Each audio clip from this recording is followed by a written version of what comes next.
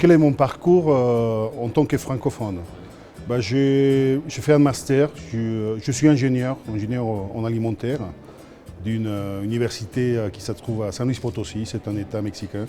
J'ai fait un master après à l'Université nationale ici à Mexico. Et c'est là où j'ai trouvé qu'il y avait des bourses du gouvernement mexicain et en même temps du gouvernement français par l'intermédiaire du CEFI et SFER, c'était une société.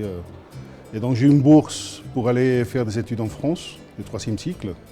J'ai commencé à faire un 2OA à l'ENSAI à Nancy. Et ensuite j'ai fait une thèse à l'UTC Compiègne, l'Université de technologie Compiègne. Ensuite, je suis retourné au Mexique et c'est l'IPN qui m'a embauché tout de suite. J'étais chercheur à l'école de biotechnologie pendant 5 ans. Ensuite, je suis devenu le directeur de cette école pendant 6 ans. Et en terminant ma période en tant que directeur de l'école de biotechnologie, j'étais invité à être directeur des relations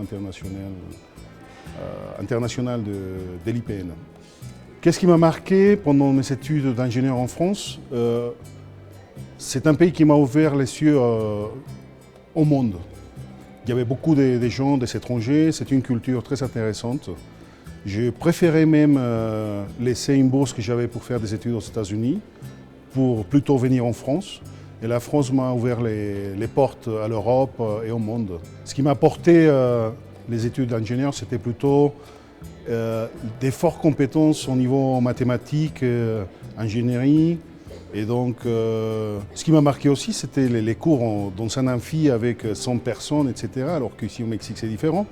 Mais je pense que là-bas, ils sont très très forts au niveau physique et mathématique. Ça m'a beaucoup marqué. La France attire beaucoup les Mexicains. Il y a une relation depuis beaucoup des années et on a beaucoup de partenaires. Le principal, c'est le réseau M+I, parce qu'il regroupe beaucoup des grandes écoles, les meilleures grandes écoles de la France. Et donc, ça attire beaucoup nos étudiants. On a beaucoup d'objectifs et des buts pour être participants dans ces réseaux. Le principal, c'est de pouvoir envoyer des étudiants pour qu'ils fassent des masters. Mais en même temps, ce qui nous intéresse, c'est d'avoir des accords de double diplôme, des reconnaissances des études aussi, et des doubles diplômes avec les grandes écoles françaises.